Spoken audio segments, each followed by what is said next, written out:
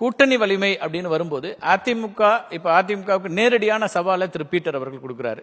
நீங்க தொகுதி மறுவரை வருது, இதுல மாநில உரிமையை உங்களால நிலைநாட்ட முடியுமா? கனிமொழி சோமு அவர்கள் கேட்கிறாங்க, இந்த பில் வரும்போது அதை எதிர்க்க முடியுமா அதிமுக? ஒரு அதிமுகவுக்கு ஒரு நெருக்கடி உருவாகுதா? இதை எப்படி புரிஞ்சுக்க வேண்டியிருக்கு? இது எல்லாமே எங்களை பொறுத்த வரைக்கும் செயற்கை நெருக்கடிகள் தான். முதல்வர் வேட்பாளர் குறித்து பேசும்போது எடப்பாடி பழனிசாமி அவர்கள் கிட்டத்தட்ட 4 ஆண்டுகள் 2 மாதம் முதலமைச்சராக இருந்தார்.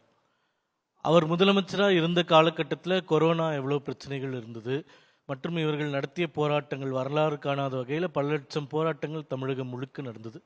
அதை மீறி கூட அவர் தமிழகத்திற்கு கொடுத்த வளர்ச்சி பணிகள் அப்படின்னு நம்ம கணக்கெடுக்கும்போது உதாரணமாக எடுத்துக்கலாம். கல்வி தான் இந்த அரசாங்கம் மிகப்பெரிய சாதனை செய்து விட்டோம் அப்படின்னு சொல்கிறாங்க.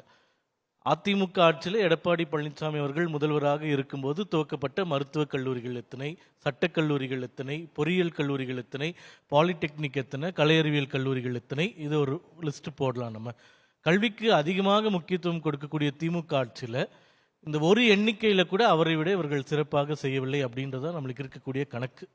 மேலாக இந்த வாக்குறுதியில் கனிமொழி மேடம் சொன்னாங்க, எல்லாமே வாக்குறுதி நிறைவேற்றணும். 505 வாக்குறுதிகள் இங்கே இருக்குது. நீங்கள் வேணால் ஏதாச்சும் ஒரு நம்பர் ரேண்டமாக சொல்லுங்கள், அந்த வாக்குறுதியை நிறைவேற்றிட்டாங்களா இல்லையான்னு நாங்கள் லிஸ்ட் வச்சுருக்கோம். மொத்தம் 83 வாக்குறுதிகள் தான் நிறைவேற்றப்பட்டிருக்கு.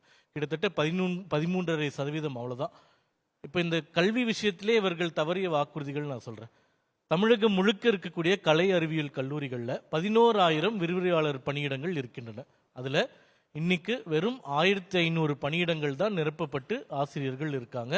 மீதி கிட்டத்தட்ட 9,500 பணியிடங்கள் காலியாக இருக்கின்றது. அவர்கள் சொன்ன 3.5 லட்சம் அரசு வேலைகள் கொடுத்து அனைத்து பணியிடங்களையும் நிரப்புவோம் அப்படின்னு இந்த வாக்குறுதியில் சொன்னதில் வெறும் 43,000 தான் நிறைவேற்றப்பட்டிருக்கு. அதில் மிக மிக பாதிக்கப்பட்டது அரசாங்க பள்ளிகள், அரசாங்க கல்லூரிகள் தான்.